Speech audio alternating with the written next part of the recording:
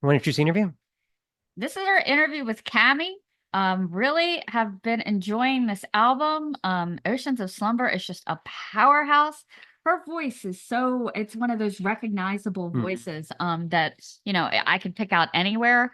What a fantastic singer. And it's amazing how she learned the death growls. And we'll find out more about what her husband has to do to elicit that from her in the studio. Interesting. Yeah. It's almost like she married her soulmate or something. Isn't that weird? I'm sure you don't know someone like that. Anyway, check it out. So sorry for the Okay. he just started a new job, so he's about 3 hours away from me right now. Yeah. We're Oh usually Usually man. I'm right. together. Usually I'm right next to her on the couch. So you're our first remote interview. So Well, cool. So I'm mm, sure you can understand that with a hubby who's always running around. Yeah, he's gone yeah, right now on tour with yeah. Necrofire. So, well, it's a great honor to meet you. You're one of the Yeah. best vocalists I have ever heard. Um, Yeah. did you have like some formal training in there? Because you almost have that operatic power. No, I didn't. I didn't take my first vocal lesson until maybe like 2 years ago, and it was mainly just to get some warm-up techniques and to work on um like sustainability to make sure like if I felt like my voice is getting tired, like think like kind of tips and tricks I could do to make sure I was warming up properly or kind of engaging the right muscles and everything. Right. But my dad was a musician, my mom's an amazing singer, and I just kind of grew up taking it for granted. Yeah, it's wild when you kind of come up in a musical family, how it seems, so much second nature. It's just like, oh, Yeah, for Yeah. sure. I mean, Dauber tells me all the time, and he's like, you need to, work on stuff. And I was like, I don't know. I really just thought I'm like either people can sing or they can't. But then I also was like, everybody can sing. If they can talk normal, they can sing normal. But then I know that's not the case. But I don't know. I think everybody has that like sing to a child sing song voice that at least sounds decent. so when did you kind of decide? I love the blend of the growly with the clean. It's one of my favorite genres. That there's so many acts like My Dying Bride who does it, and I was so glad you added this in here. How did that take some training to learn how to do that? Yeah, I'd been dabbling with it for a while because so Dauber has always had like another death metal band. And then when he started Necrofire with Christian, I was helping Christian work through some of his like vocal techniques, even though they were for the growls. And so it was kind of through that I started experimenting with it myself so I could help him better with like what it felt like to see if the breath control and things would be the same.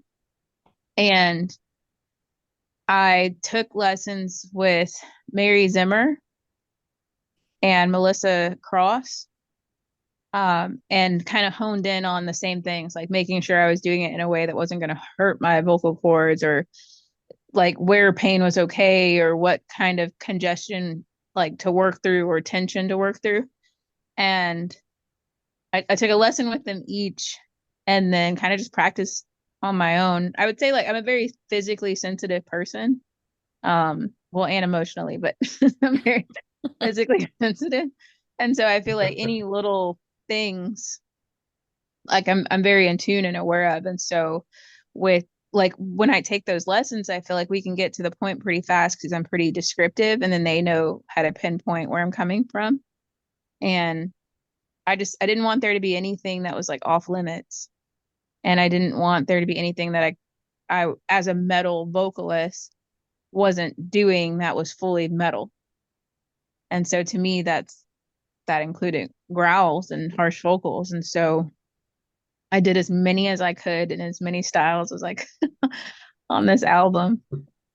Yeah, I'd love now. I want to set up a duet with you and Carla Carla from Butcher Babies. I would love that. Yeah. Yeah, I've seen she's like gone solo. Yeah. And her and I are friends, and I've been thinking about that too.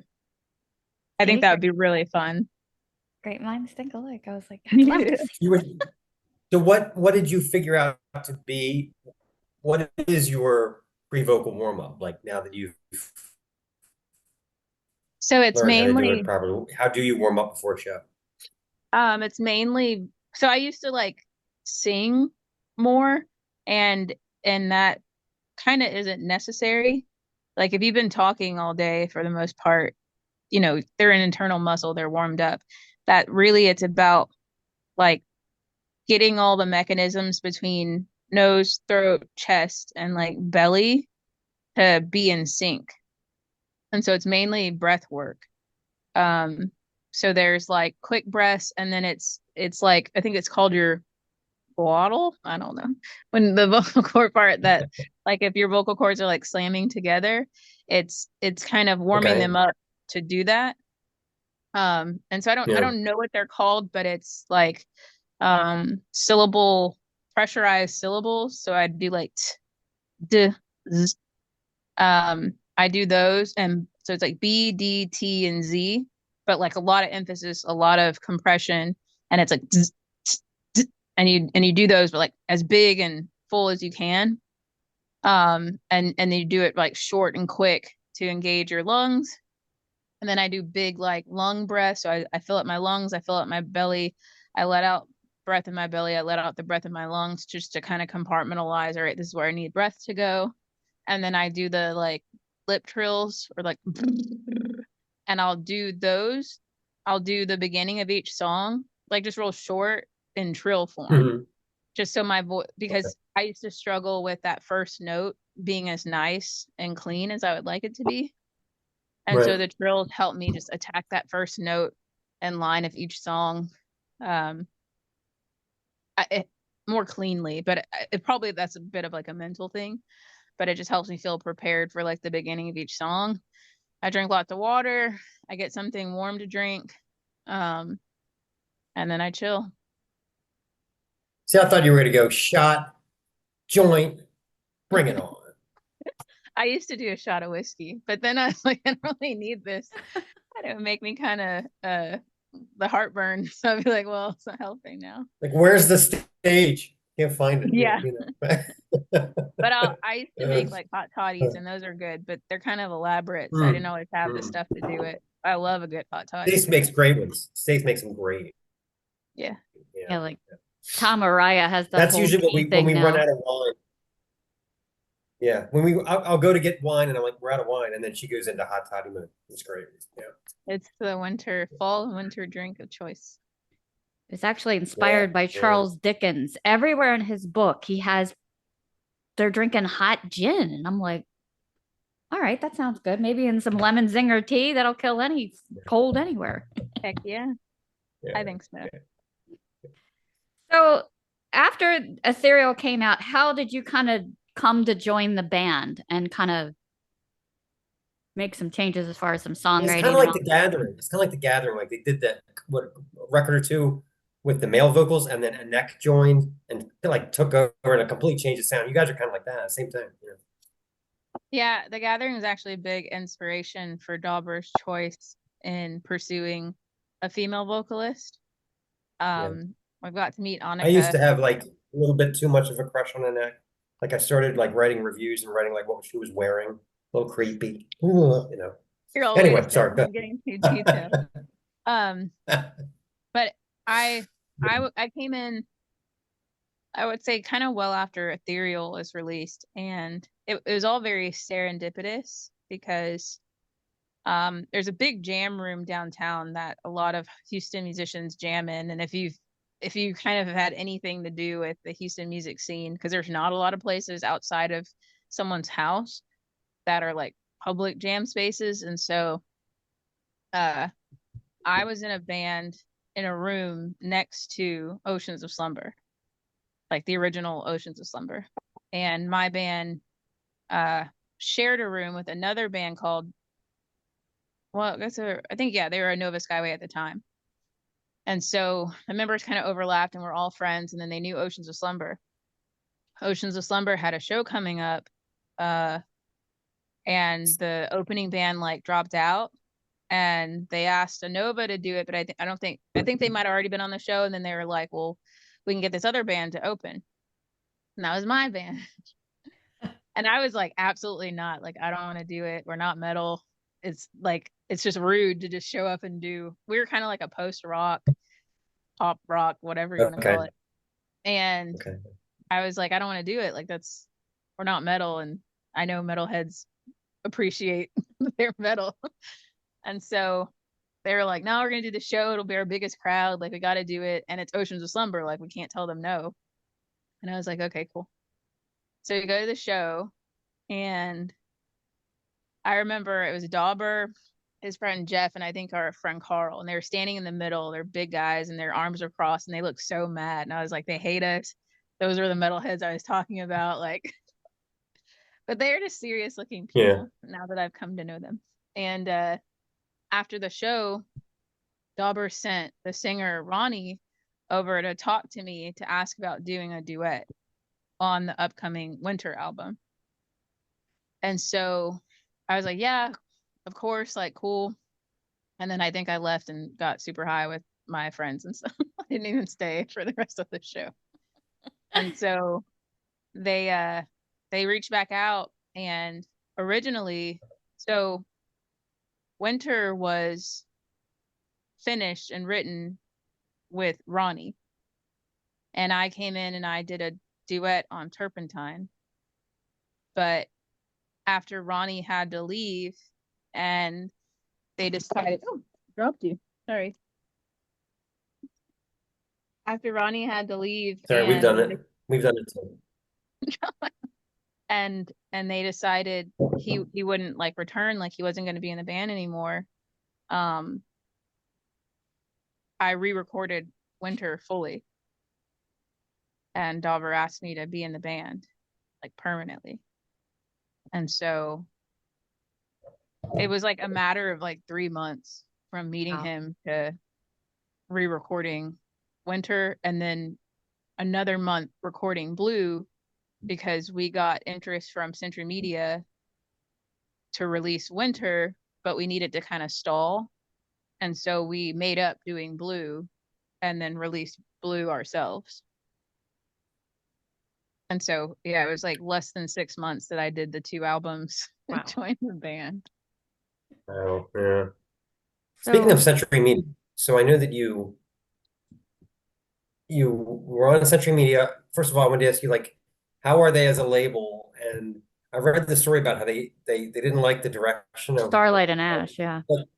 you know, the way that they just summarily dropped you guys. I mean, what was like, talk about that. So like Century Media for us was a lot of transitioning hands.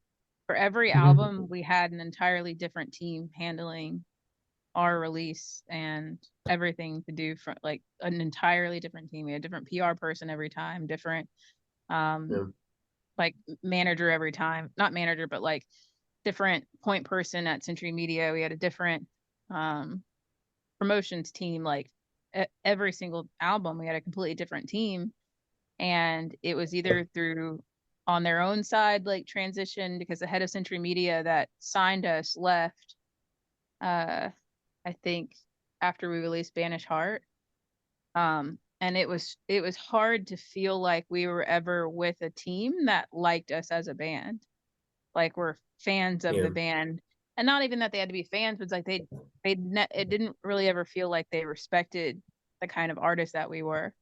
And I think a lot of labels, but in particular, kind of the current team at Century Media is struggling with balancing doing the right thing with doing what the algorithm wants them to do.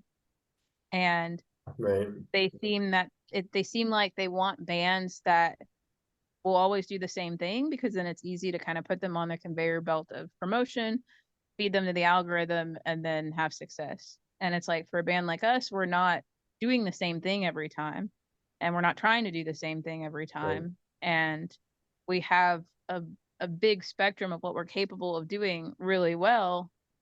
And their willingness to trust us in doing that was just never there. And so whenever after they weren't, the German side loved us and they were like, it was kind of split. So there's Germany and Europe, and then there's the US side, and they always kind of clashed over us and what to do with us and how much they appreciated us, because we're a much bigger band in Europe than we are here. And so in the US. And so when we came out with Starlight and Ash, after Starlight and Ash, the New York show that we just did, like now, was something we pitched to them to do before this album came out. And it's live recorded. It's going to be a future like full CD release. And they were like not into it, the US side. And they were like, we don't want the option. We were kind of just tired of y'all and dealing with y'all. You know, a lot of talk on their side that were difficult. But it's like, yeah, we stayed on them to fulfill the promises and the things that they said they would do in helping us develop and helping us promote. I feel like they just expected us as artists to do everything ourselves, and then they just put out the album. And it's like, you're the ones with the team, you're the one with the connections, you're the ones with the networking, like help us do stuff. And it was like, no, you're on your own, get your numbers up. Wow. You're a mid-sized band, you're not that big, always just talking down. And so when the US side decided they didn't want to exercise the option, we were like, okay, well, we don't want to be just a European band, and this relationship is already so strained. We're like, just drop us. And so they're like, okay, like, you know, release us. And they released us, and we immediately went over to Season of Mist, where we feel so loved and so supported. And it's so nice to be told, like, you're doing good and you're good at this. And you're like, thank you. Ooh. Yeah, I've heard Well, it some sounds like bad. when you lost your main advocate at Century Media, that's the doomsday right there. Yeah. You know. Yeah. I mean, and we lost, it was like we had 3 main advocates when we first signed, and then they all left for various reasons. And then we were just free floating, and we were left to people that didn't share our vision, didn't share our passion, Yeah. and could care less about our band. And they made Yeah. it very obvious. And so it was It's like, like well, it's why? like it's like your day job. It's like the boss that hires you and that you've impressed leaves, and then Yeah. his predecessor's like, "What do you do here?" Yeah, If exactly. it's the same thing. It's just like where you have to justify your existence. You know. Yeah. Yeah, that's exactly Yeah. how it went. So Yeah. now we feel very supported, very understood, and it seems like a relationship where both sides are thriving. They're getting, you know, what they need and want from us, and we're getting what we need and want from them. And we've never, you know, we were at Century Media for a while, and it's like we've never been talked to the way that Season of Mist talks to us. And we're like, wow, is this what it's like to not be scared every time, you know, you get on a call? So Yeah. I know what you mean. Yeah. Uh, I really love the idea behind that. It's the concept of the soundtrack for a movie that isn't. It was. I found so much. I mean, we did Uncle Ass and the Deadbeats, which is for this Italian movie that doesn't exist. But I love that as a concept. Who came up with kind of the basis of, and what kind of is the backstory of this movie? Dauber is the mastermind behind everything that's written, and I would say like all of the inspiration. And he relays it to me, and then I, you know, go off with it and find my own tangents and fall in love with the story and meet him where he's already been dwelling, you know. And so it began with a few songs and this deep dive into like the Book of Eli, Dune, The Road, like this dystopian future of super advanced technology but super deprived like human souls. And so when we were writing the album, he just intertwined it in these obviously magnificent ways to create this soundscape and these intricate sort of like ambiences and features that travel throughout like the whole album. And I feel like tie it together more than any of our previous albums. Starlight and Ash kind of aside, because I feel like that album is as conceptualized, but it's almost like the opposite side of the coin to this album. Like to me, they go together so well for us along a discography, but it's like, but they are like contrasting. And I think it's really cool. Like color wise and everything, even for the like aesthetics. And so for Where God's Here to Speak, it became about painting this picture and relaying these ideas of someone struggling through this time span and through these ideologies, both like internally and externally, how they're wielded against them, how they're breaking free from this system of thought, from this system of living, and they're trying to return to themselves, and they're trying to see a way out of something that's just been pummeled into them. And it's a long and arduous journey, and sometimes there is no happy ending, but just breaking free is all you can get, but that's still enough, like you die a slave or you die a free man, and it's like we wanted to kind of capture all of that, and then the imagery just kept layering and layering until we really are like, dang, where's our movie? Yeah, the movie needs to be done. I guess I'd love for the very first track, the title track, you've got those swells and then the quiet. It's so cinematic immediately. Yeah. Thank you. So yeah, at least a graphic novel. You should at least do a graphic novel. Right. We'll have to get somebody like bring this to life visually. I can draw some strong stick figures at best. So for like a lot of the different when you have those kind of orchestral swells and then you have kind of the quiet parts, when you're building a song like that, is there a jumping off point? Like where do you start? Oh, I mean that's a question for Dauber. He writes all the music, and I tell him all the time, like, because I feel like I can literally see melodies. Like the songs are particles and landscapes like in my head, and I can see the path that the melody needs to find. But when I listen to the music, or I realize I'm like, well, he wrote every layer or part of this, it blows my mind, because I'm like, how do you hear all the parts, right? And how do you we talked about it a lot this record. I'm like, I don't know how to write a song. I think like if I had to, I could, but it would, I feel like, be like a kid building something with Play-Doh versus someone building a skyscraper. I was like, I know the parts that it takes, but it blows my mind like how he creates these songs and these soundscapes and all the little sounds, and to know like, oh, it's missing something, it's like, I'm not a cook, I'm not that level of chef like he is when it comes to it. Like it's brilliant to me. So I can't answer that. I have no idea. Well, he's in so many bands. He's got to be so busy. Do you ever like find yourself saying, can't you just chill for 1 week? Just play a video game, order a Yeah. pizza, chill out, I pull him away or he makes time to watch movies and cuddle and be calm with me. But at any time he announces he's Right. going to join a new band, there's a level of agitation that I'll be like, okay. And it takes me a little bit to be like, all right, I'm excited. I'm excited now. Because he has a level of output that's more than anyone I've ever known. But he has to do something with it. It would corrode and he would combust if he had to just sit on it. So I just hang out. I try and keep up.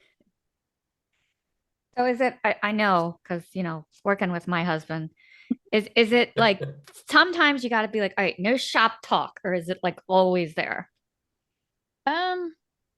Sometimes, like, I mean, well, there's two sides of it. So when we're talking about like music and new music or inspiration, like that side's always on. when we're talking about like industry and label and content and, you know, tours and business side of it, that part will be like, okay, we'll just not right now, you know, or whatever. We'll talk about that later. But so it's kind of split in two.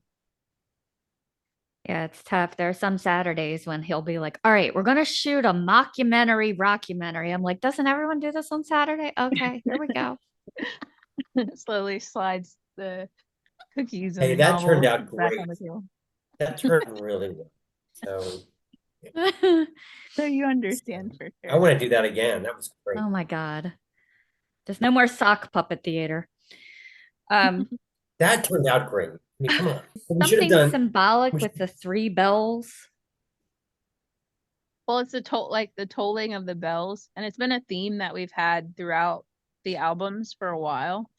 And the imagery and symbolism of bells, how, you know, they ring for celebrations, they ring for funerals, they ring for, you have giant bells that are like for cathedrals to tell a whole city, to, you know, to command a whole city, down to like fairy bells that are tiny and intimate. And it's just been a symbol we've, I guess, as a family, as our own like familial culture, and uh just over time kept with us.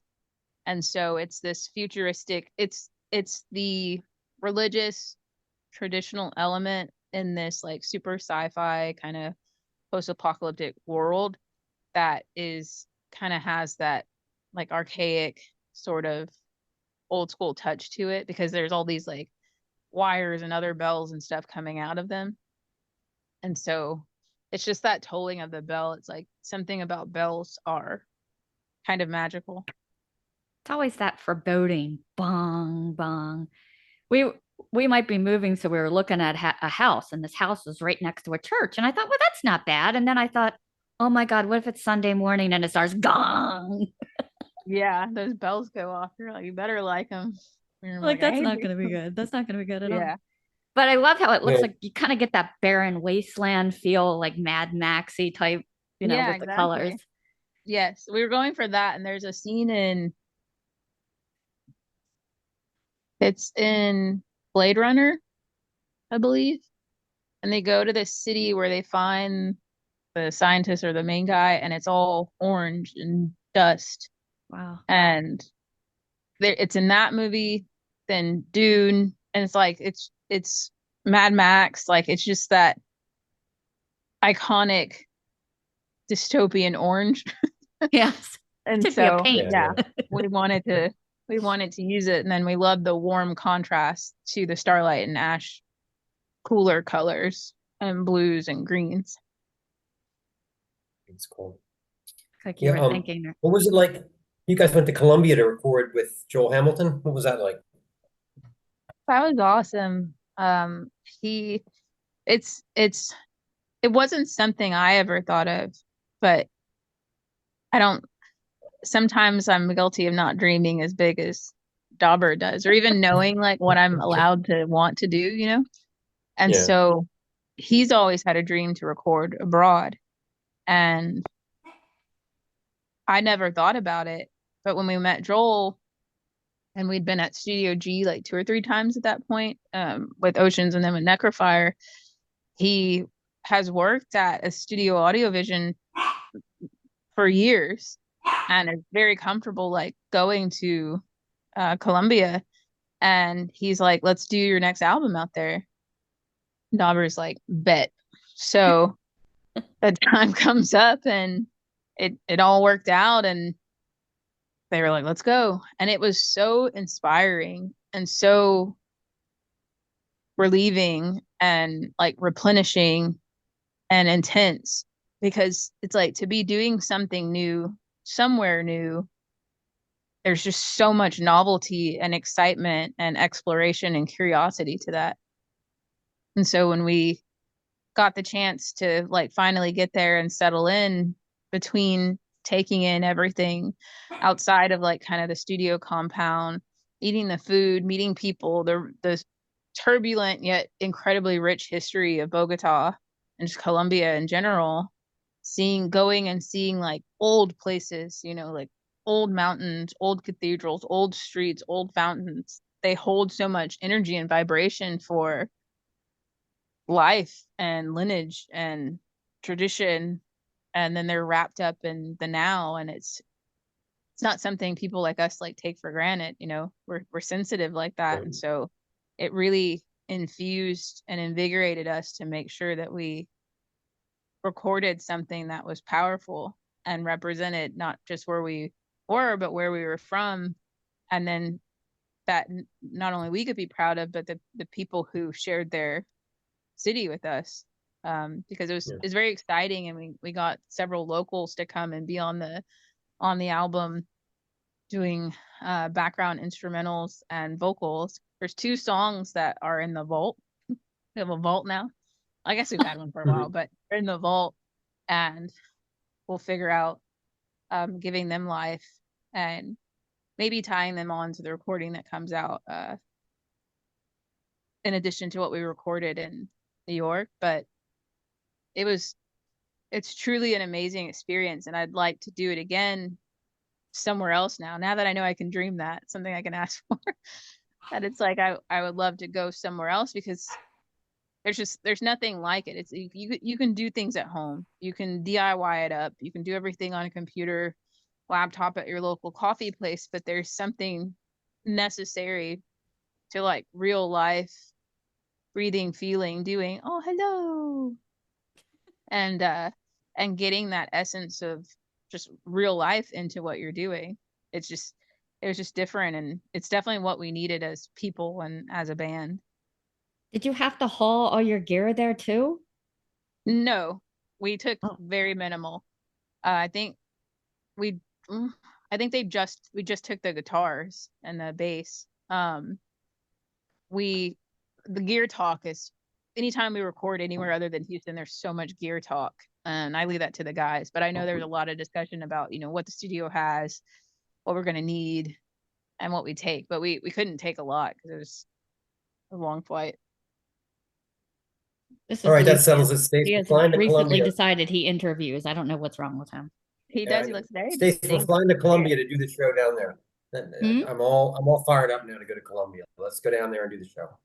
You should totally go. It's very cheap to. It's like the dollar to, I don't know even what currency they use. The amount of food that we ate in relation to the amount of money we spent. We ate so much food because it was such good food, because they don't do preservatives and all that. So between like Right. the market place that we go to get fresh bread and fruit, and like the restaurants, we ate like a bunch of sushi of all things, because I was like, oh my God, it's so cheap, Really? and I want all the sushi, and it was so good. And we went to steakhouses, like it was crazy. But there's a big disparity between people, like not class, but like, I mean, there's definitely like a class system, but there's a big I don't know how to call it, disparity in wealth. And so there's areas that like you are just off limits. Like you go in there, you won't come back out. Wow. But they're like right there across the street. And it's like up a mountainside, and it's like, very dense. I don't know if they call them favelas there like they do in Mexico, but like super dense and super dangerous, like heinously poor. And then right down the road across the street, there's luxury apartments and luxury housing, and it's like you just see each other from each other's windows, and that Wow. bothered me so deeply. Like I just could not. Yeah, It really was like culture shock. Like I couldn't, and I still can't reconcile like how that makes me feel. And I know that those places, I mean, they exist all over, but in that sharp of a contrast is jarring. And then, it's like we want to help, and we're like, well, buy candy or fruit, we'll take it because there's kids and stuff, and you see them like going through the trash or just God. wandering around, but they're right across the street, but like nobody crosses the street. Like, do not go over there. And so we were just like, man, it was wild though. Just a beautiful, beautiful place, but it has its problems, and they fixed a lot, but there's still, there's just so much between people when you get issues like that. With I was reading somewhere where Dauber had to do something to irritate you to get you to the level. What does he do to bother you? He thinks that, well, there's a certain, I don't know, like there's a certain amount of agitation that he feels like I need to get to where it's like I'll just cut off overthinking, and it's almost it's like I'm a robot or something, or there's like a microchip, and if you say the right combination, then it's like I just go into perform mode, and he's like, there it is, capture it. And it's mostly getting me like out of my head, and sometimes that takes me like, I guess, getting upset is what he's figured out. And so I've gotten a lot better. Recording used to be incredibly challenging for me emotionally, because it's like you're under a microscope. You're trying, like, you have this idea of it needing to be perfect, but that's like entirely subjective what it means, and you can really just crumble under the pressure of it. I've gotten a lot better. And so he'll kind of decide like he wants something on a spot, random, not randomly, he knows what he wants. It's random to me because he hasn't said anything about it before that moment. And then it's like, it needs more, or actually this part has changed, I need you to do this. And it's like a pop quiz, you know. And so then, because I'm not into improving really at all, especially when it comes to the studio, because I'm like, I didn't get a chance to overthink this. And so he'll kind of throw me curveballs or ask for more in a spot where, you know, I haven't thought of anything, because he wants it off the cuff, or he wants that emotion out of my voice. And so I trust him, and it's all within, I guess, the safety net of how much emotional turmoil he wants after the show. But a little bit of sushi and cookies, and usually I'm fine again. So he's like your producer. Oh, He's like your totally. personal producer, yeah. Oh yeah, like fully. Like See? I follow his direction, and like he is my Yeah. guiding force in pretty much all of my musical output, but like for sure telling me what to do. Like, all Yeah. right, and I'll be mad, but I'll figure it out. Yeah, exactly. That it sounds like you guys are like me and Stace, where she'll deliver a joke and I'll be like, let me try again. You know? Like, really? And we can do it Oh, without man. getting pissed off at each other, usually, even though I can be a real asshole sometimes. Yeah. We learn to charge on. Yeah. Yeah. So for your video for where God's Fear to Speak, how long did you have to hang upside down? Oh man, that it had to have been less than a minute. Wow. Wow. But to get up to like are you familiar with shibari at all? No. Yeah. So like to get up to that pose, you have to be, you're tied up in sections. And so it's like your hands, your wrists, your arms, kind of like generally working like down your body to invert you up. And so when everything else is tied, and then it's the last like hoist. So it's like my top half is tied, that's hoisted up, bottom half is getting tied, and then right when we're like, okay, we need this shot, I'm hoisted up to be inverted. And it's so intense. It's incredibly intense. It looks serene. I don't know if it looks painful, but it is very painful. And it's releasing and relaxing, but in like a really intense, because you have to surrender or like short circuit and die kind of way. Like you can freak out if you want to, but it's probably going to make everything worse. And so the release and the relaxation comes from like total surrender, but not because it feels relaxing, if that makes sense. Yeah. And so I hadn't done, I'd only done shibari once before that in preparation of the shoot, but the team that we worked with was incredibly knowledgeable, and fully had to trust them, and did, to achieve this inverted look that Dauber wanted. He wanted this advanced ass pose, because I was all like, just tie my hands. And so it was only it had to have been less than a minute because I was gonna black out. Like it was just all the blood rushes to your head. It's constricted at all of like your pressure points. They spun me around, got the shot, and then immediately worked on getting me down because it takes just as long to get you down as it does to get you up because they don't just drop you and untie you all at once. They have to like slowly let you down and untie backwards what they tied going forward. And then you have to like rest a little bit. But I didn't have time to rest. And I immediately went into doing the like growling section. And then the part where I'm wrapped in plastic and being dragged across the floor, which is another type of bondage all in of itself. And Wow. the Shibari lead, the guy, he was like, I don't really recommend that like right now. Like he's like, you're gonna like you need to like you need to calm down, like you need to sit down. But we only have a little bit of time to shoot. And I was like, what you don't know about me is we never stop. So they dragged me across the ground. Like I had a little air hole like to breathe through while I'm dragged in plastic. So when they cut me out of that, my Shibari team is like there and they're like hovering very comfortingly. And I'm like, why are they hovering? And they're like, you're gonna crash. Like you're gonna crash. And I'm like, no, I'm fine. But I just start laughing like hysterically because the release from getting cut out of the body plastic was just, it was so exhilarating. And so I'm like laughing hysterically and they're like, yep, like you need to sit down.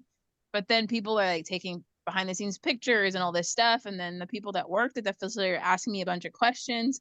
And I just start like crying, but I don't even remember. But like somebody was taking pictures and you just see me start crying. Oh God. So my team take me and they like sit me down. They wrap me in a blanket and they're like, just like go with where this goes. And then I just start hysterically crying. And it was like this full trembling body release and just like crazy overwhelm of emotions. And so they're all like petting me and they're like, it's okay. Like, but like your body goes into a sense of shock because of you just try to kill yourself. Like it's like a torture technique. And they're like, your body thought it was dying. And then, we're in like grave danger. And now it's coming down. And then like you did 2 bondage things like back to back. And I was like, yeah. So then I was done after that. Wow. It was intense. It was really crazy. I enjoyed it like overall. And I like extreme things like that because I was like, it's not gonna kill me, but we'll see how it feels. And so I think it was worth doing. And when I'm back to where I can do it again, I'll definitely explore it more slowly, work my way up. But because there are some poses that like you can like genuinely relax in. And so we'll get to that one day. Wow. Right. And then, so you go through all that, hanging upside down, and then wrapping yourself in plastic and, you know, all the ensuing things that happen to you. And then you put up on YouTube and people post, Yeah. it's My okay. God. They're like, Eh, they were like, is her health this is okay? obviously AI. I know. It's They're like, AI. lame, loser. I was Lame, like, whatever. loser. Exactly.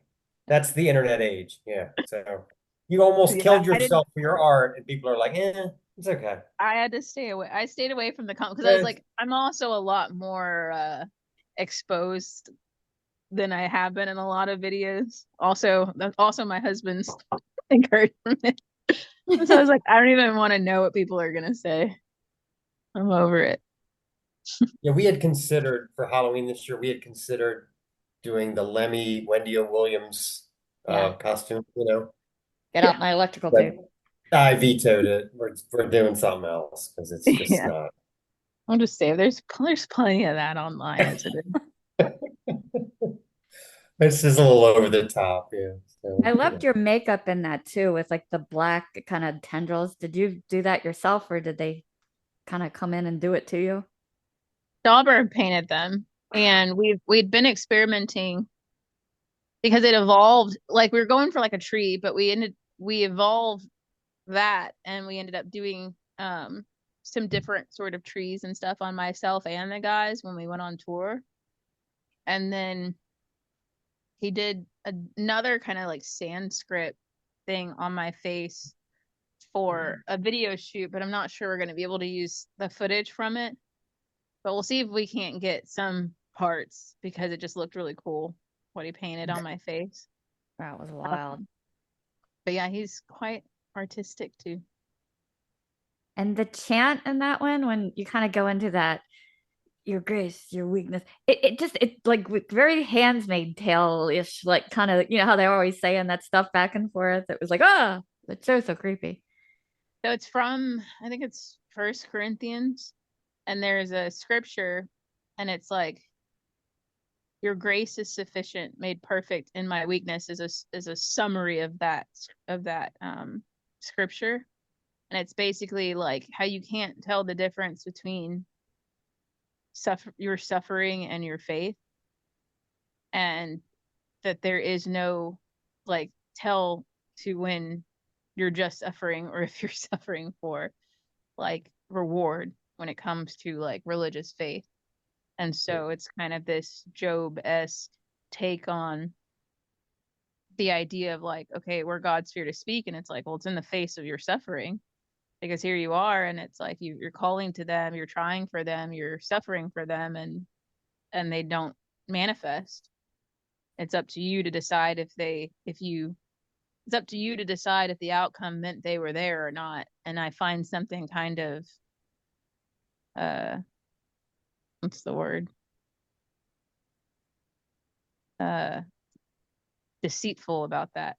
Yeah. To where it's not very objective if I also have to decide in showing my faith that like, oh yeah, that's my reward. It was there. That it's like, it's not finite, then it's my perception. And so that chant is like slowly someone saying it in reverence, to someone saying it frantically, to someone saying it in delirium, to someone saying it like completely broken down and like broken, like mind altered. And so I thought it was fitting. Oh, that's really good. It was very haunting too. It Trying reminded to me of think. that cult thing where Yeah. in the school where they had to do this hand thing over and over, like they made them do it for like 8 hours. Yeah. Yeah, that was nuts. Yeah, Stace and I have watched every possible documentary on cults, like all of them. We're just, I wanted to ask you, Send so some other good ones my way. I like to watch them. We've have watched you seen the several. one about the Church of Jesus Christ of Latter-day Saints? That might be the best one I've ever seen. I haven't. I'll look it up. It's great. So I wanted to ask you, the credits of the record, you have the cover of Wicked Game by Chris Isaac. Like, how did you choose that? And were there like others in the running? I love that song. Yeah, Oh. they're up until the last few hours of our time in Bogota. That wasn't the cover that we were doing. Oh, really? Okay. And there's always like a list. We have a long list of just songs that we would love to cover, and we kind of feel out what the other songs in the album, feel like in relation to like which one on that list would fit the best. And so we went through a lot of ideas, and we had actually ended up on Crying by Roy Orbison, Okay, yeah. but Jimmy Necco's version. And that was cool and all. I hadn't really practiced it, but that's not why I hadn't really practiced it. The guys had already recorded their guitars for it. It was the last few hours at the studio, and I was really tired and getting upset because I didn't do that. And Dauber took me into one of the big rooms where there's a big grand piano. And he's like, let's relax a little bit. I'll play piano for you and, just hang out with me. And so he's playing piano, we're chilling, and he starts playing Wicked Game and was like, what do you think of this song? Like, can you sing it? And so I'm singing along. And a friend of ours was like, that's so beautiful. Like, I love, like, she had come down there from New York to see us and was hanging out, and she was courting, and she was like, that's amazing. Like, you guys should do that song. And Dauber's like, we are. And we're all like, what? Because we only had like 4 hours left in the studio, and that's not what had been recorded. But when we were out at dinner in Colombia, this terrible version had come of Wicked Game had come over the, restaurant speakers. And Mhm. Dauber said it was like some kind of EDM coffee house, just terribleness. And it offended his soul. And he had leaned over to Joel and he was like, we're going to do this song. Like this is blasphemy. Okay. That And was the Joel's owner. like, Yeah. yeah. And Joel's like, yeah, that'd be a good idea. But not like, he didn't mean like at the studio now. And so you fast forward to the last few hours and he's like, we're going to do this song and we're going to do it live. Wow. So we pull everything into the big room, like mic it all up, send the snakes back to the control room. And I think we went through the song 5 times, and that 5th take is the one that's on the album. And so those are the kind of curveballs he likes to throw us. Yeah. Throw me to get that raw. But it was so magic, and to do anything live together, because it's just not really how a lot of people record anymore. Like I enjoy it the most, and that's how I always thought everybody recorded. So imagine my surprise when I got into the studio and I'm like, oh, I'm isolated in a booth, like boo. Mhm. Yeah. And so it's one of my favorite ways to record. And I feel like because it takes the pressure off of the individual and then it's like a group effort and there's just that synergy and magic in the room. And so to capture it live, we got it on video and it was really cool. Like, and it just happened because he decided last minute. Yeah, legend Bumping has things. it that that when James Hetfield went in to make the Black Album, he played that song, that Chris Isaak song, for Bob Rock and said, "Can you teach me how to sing like this?" And Bob Aw. Rock said, "Absolutely, for $10 million a day, I'll do whatever you want." Whatever. Yeah. Well, and so fast forward to us being home. So Lyle Lovett is Dauber's cousin. Oh wow, And okay. and he's toured with Chris Isaak several times. And so Okay. we messaged Lyle and we're like, can you send this to Chris? And tell him that we did this song. That's great. And he sent it and he's like, I'll send it. He doesn't always answer me. But he wrote back and he's like, I'm on a bus in the middle of wherever, and he's like kind of grumpy. So he's like, I'll listen to it when I get a chance.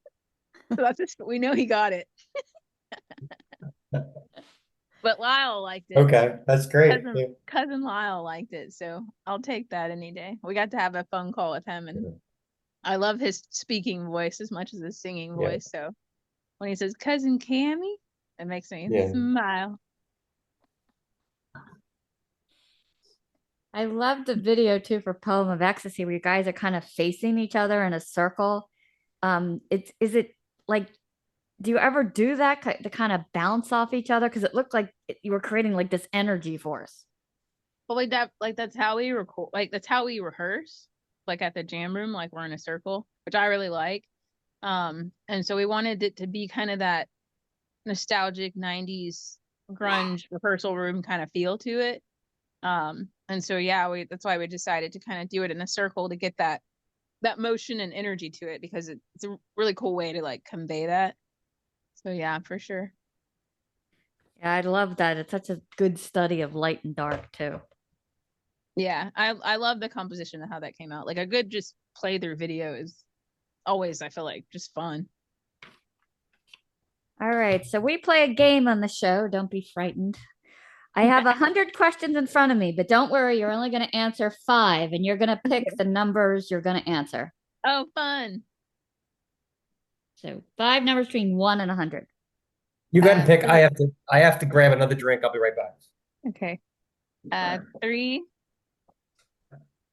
7, 19, 49, and 57. All right. Number 3. Have you ever walked in on someone in a public restroom? What did you do or say, if anything? Oh my God, all the time, because these venues have the most rickety, terrible bathrooms ever, to where you're like, I don't even know if this is the bathroom or where I'm going. The doors don't close, or there's no door at all. So I'm always just like, sorry, and giggle and shuffle away. I think the weirdest thing that ever happened to me in a bathroom, we were at like an NHL game, and I forgot my phone was in my back pocket. So when I went to take my shorts down, it bounced like 2 stalls over. Oh And no. I was like, oh, I'll get it in when I'm minute, when I'm done. And because it was empty, and when I got up to get it, it was gone. Oh no. And then we went to Lost and Found, and it was there. I said, who's It's so picks up a fast. phone and runs to Lost and Found? It was Like, weird. I found a Wait a minute, phone. though, but tell me the best part. Like, so then we went back to Oh. our seats, and you said, "I lost my phone," and I said, So did I. "So did I." We both lost our phones at the same exact time. He put it Oh my down getting something to eat and didn't remember where he left it. He was like carrying food back. I was like, are you Was it at kidding the- me? We did- both just Was your lost our phone the lost and found too? Yes. That was a His good was- time. That's crazy. They have a bandit, only it's the opposite. They have like a phone rescuer if they just move too fast. Yeah. It was a great night. I couldn't believe we did that. All right, number 7. What is the last thing you do before falling asleep at night? I do box breaths because they help me relax. I get all the thoughts and anxiety right before I need to go to bed. And so the last thing I can remember doing will usually be my box breath. So it's 4 in, hold for 4, 4 out, hold for 4, and you just repeat that. I have to try that one the next time I can't fall Very asleep. interesting. It works pretty well. Or I do breaths like you breathe out longer than you breathe in, whatever the count, and that one helps a lot too. That's wild. I Yeah. try to do deep breaths running. That kind of helps. Mhm. Then I don't care about anything. After I get done about 4 miles, I'm like, I don't care about anything anymore. Number 19. What would you do if you were invisible for a day? That's a good one. I don't know, because we've always asked like, what would you do if you were like the opposite sex for a day? That's our other. But if I was invisible, I don't know. I'd probably go to like a bunch of plays and like theater stuff. Just sneak into shows unpaid, all the big concerts, like all of that, as much as I could. Performing arts, I go steal Oh my God. performing art. I go steal free shows. Oh, it's terrible. But Love yeah. it. Let's see. We're up to 49. Do you find clowns creepy? Yeah. I don't, well, for like multiple reasons, but yes. Because I feel like if I have to think about it, which I don't know if it sounds mean, but it's a disclaimer. It's like clowns, when you think of a clown, the majority of them are men, and then their faces are painted in creepy ways to try and be like not creepy, that's just inherently more creepy. And I just can't find any idea of a clown that like doesn't feel predatory. They're like, oh, that clown, he's so cuddly and like nice. It's like he could be any shape and have any facial features and it won't matter. Even like a baby clown, you're just like, there's something, you're just like, no, like demon, like just not fun. So I don't know. I've never had a bad experience with clowns. Even the new Joker guy, you don't find him a little I cuddly? feel like that's less creepy than ones that are meant to look funny. And So he's I a don't know serial that killer. says- So there it is. Right. So I don't know what that There says it about is. me. Yeah, It's all just John show Wayne us what we're Gacy. That getting. ruined clowns The for me cuddliest serial forever. killer we've ever done. Well, because then Yeah. you had what's his face? Gacy? Yeah. John Wayne And he was Gacy. like a regular supposed to be happy clown. He ruined it. I think even All right, so Ronald what we always say McDonald about was him creepy. is, what we always say about John Wayne Gacy is, he never got credit for his masonry skills. He was so good with concrete because he had like what? How many bodies, Stace? Oh yeah, I Like guess it's true. He had like what, 67 58. bodies? And he was constantly putting the concrete was perfect. I mean, he missed his He had his calling. in my 10,000 opinion. hours. Yeah, he was like a He should have been professional. a mason. He should have. He could He have was a been fine, professional, but he had to get smooth. all killerish. Yeah. Got distracted with the killing. Jesus. I'm terrible with concrete. I can't do concrete like that. I mean, he was the man. Yeah. Artistry. Anyway. All right, 57, last one. If you could be born in another time period or decade, what would you pick? Probably the 80s. I have to disclaimer. I can't go back too far if I'm gonna be looking the same way. So my Why do you time think it was? my Why the time 80s? hopping, huh? Why the 80s? Stace and I I were both there. It's a little overrated. I mean, well maybe then like I would say maybe like the 70s when like psychedelics were still legal, music was still new, and like you could still run off and be like a world explorer before the internet. Like yeah. I feel like it was the cutoff of like observation versus just exploration. And Yeah, so music was coming out and then drugs were coming out. Like a yeah. win-win. Led Yeah. Zeppelin tickets $9. Yeah, Right. Things were like affordable. You could just hitchhike your way to a whole new life. Like yeah. it seemed like romantic. I don't know. Gas was like 12 cents a gallon. Yeah. Crazy. So I Mhm. would say the 70s. I feel like I'd blend in. I like bell bottoms and stuff. Disco. Yeah. I mean, maybe not disco, but like other stuff. I don't know about all that. Yeah. Yeah, we always said if they had like done a documentary or had footage, like a whole lot of it from the original Woodstock, it probably wouldn't be too far from Woodstock in the 90s. Yeah. Yeah. Maybe like You one. can't tell me that no females were oppressed in the original Woodstock. I mean, come on. Oh, That was yeah. that was the era of like James Bond. Like, remember the James Bond movies where he would say things and it would like take your breath away. He was so sexist. I mean, come Yeah, on. you'd be like, Sean James, Connery, yeah. girl, sir, that does not fly now.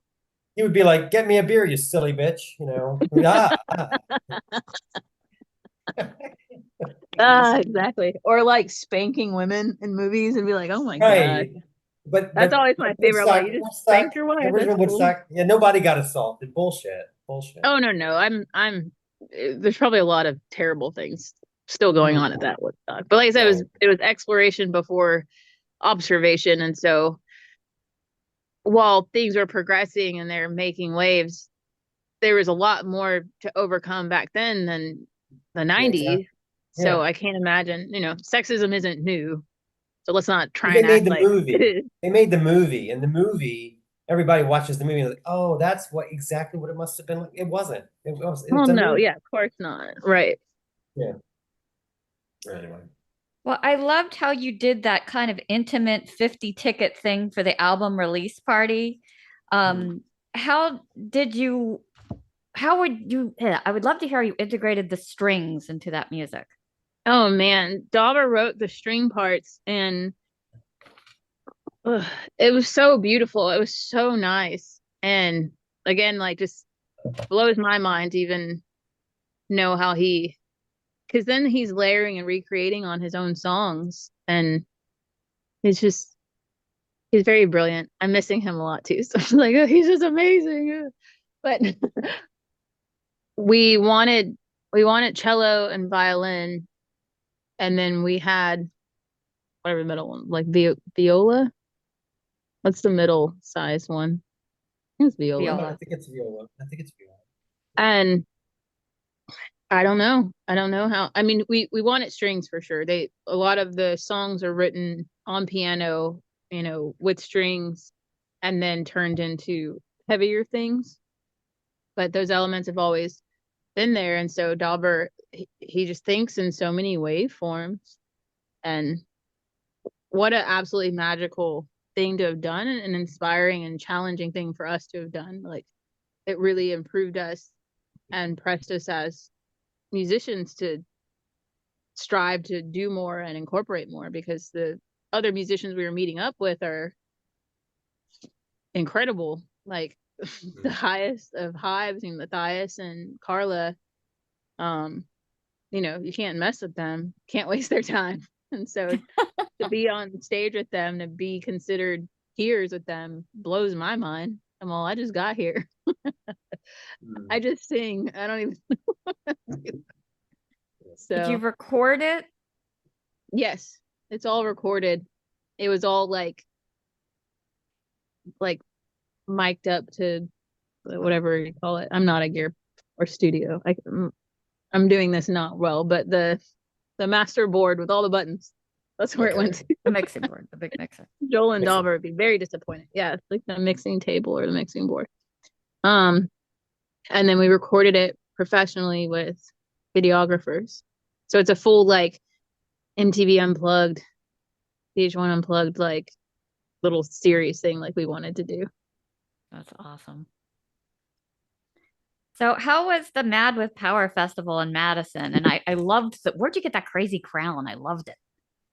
A friend of mine made it, and my mind's gone blank. I can send you the link to his.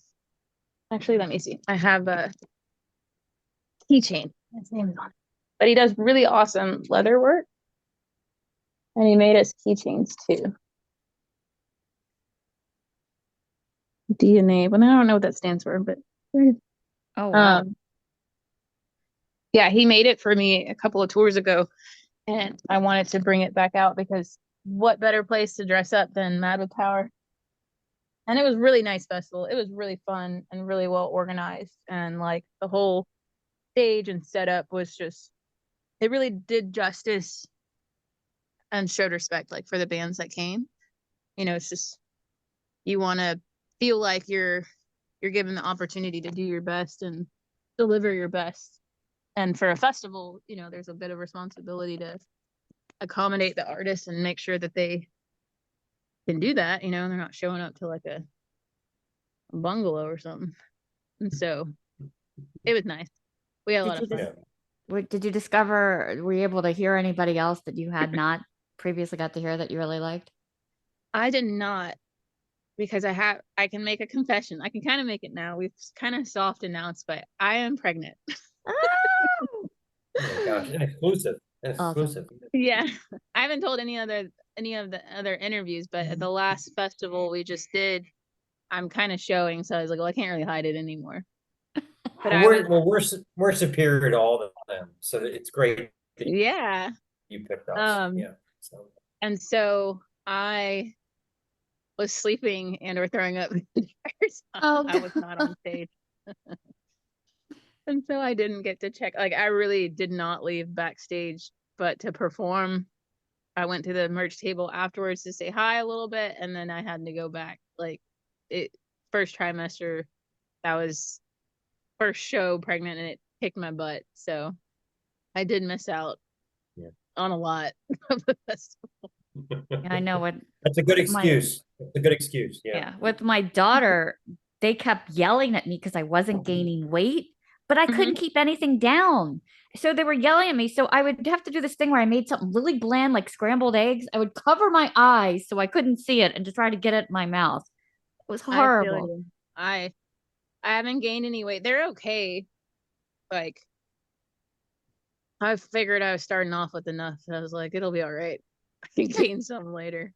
But it's, yeah, I ate bread and crackers and pretzels and almonds, like everything brown and bland until about 2 weeks ago. And now I'm eating regularly for the most part, but probably it was not fun. And just the traveling was Do you have mood swings with Dauber where you're like, why do you have to breathe like that? Well, lucky for him, I'm moody. It's not directed at him. I was very obsessed with him though, and I was like, oh my god, you have to just be like touching me or like near me. And then I loved the smell of him and his hair when like everything else was making me nauseous. So I'm just like, just let me sniff your hair, and he's all please move over. But I would just get moody and snappy in general. But I was like, at least, because he kept waiting, he's like, you're gonna think I smell bad. Like, it's gonna switch. And I was like, it didn't switch. And so far so good with my obsession for him. It overrides the mood swings. But I'll be mad at everything else. Like everything else. So you have the Metal Injection Festival, so you'll be, gosh, that's good. Or at least you're through the worst part of all that, but that sounds like that's gonna be fun. And Dauber's doing double duty. No, we played it. That was this past Saturday. Oh yeah, that's right. Yeah, it was intense. Also, New York is very smelly, so that didn't help the nausea, but Yeah, he yeah. was really tired. They ended up moving our show time back and putting us outside on this patio stage. And yeah, Dauber's pretty exhausted, but they had a good show. We had a decent enough show. It was kind of funky, but we did what we could. We honored our commitments. It is weird how your sense of smell goes crazy. Like when it's just nuts. Oh, it's so strong. I had an aversion to seafood and we were like living like at the ocean at the time. I was like, why? Why is this happening? Yeah, I've been not going anywhere new if I can help it. I'm like, and cooking at home more. I'm like, I don't want to take chances eating new places or new things. It's wild, wild ride. So what else is coming up for you guys next? And well, outside of the baby. Yeah.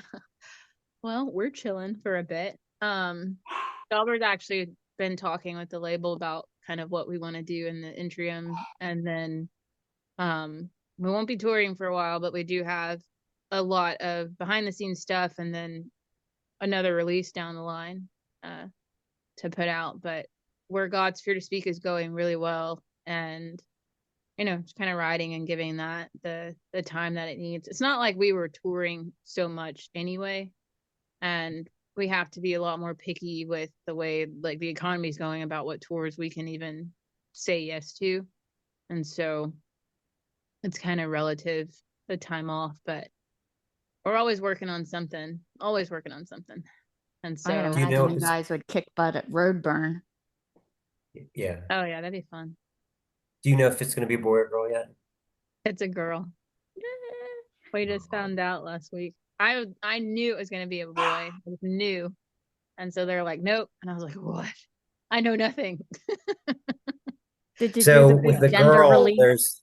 there's emotions. So Dauber's gonna have to deal with the emotions. When Yeah. my daughter, like I would say to my son, I would say, take the trash out, and he either would do it or he wouldn't. With my daughter, I'd say, take the trash out, and she'd say, why are you so mean to me? So just Dauber might end up joining more bands. No, As he's a, a great girl dad. He has a 10-year-old. I have a little stepdaughter. She's 10 now. So oh, okay. I didn't he's know. well versed. That's why Okay. I always thought it was like, well, we get a boy, we kind of break it up. Like it's been a lot of emotions. Okay. Okay. Yeah. Yeah. So But he's old hat at it. Okay, good. he's girl dad times 2 now. So he's probably more ready than I am. But yeah, he Yeah. handles emotions wonderfully, better than The I do. emotions. I'll be like, Yeah. why is everyone feeling? Why are you feeling? Why am I feeling? And I just freak Yeah, I out. would say to my son, I would say the emotions are out of control. Just get out of the house. Just get out. Run. Go I know. run. Yeah. I was hoping for a break, but Hmm. here we are. We're just doubling Boys, down.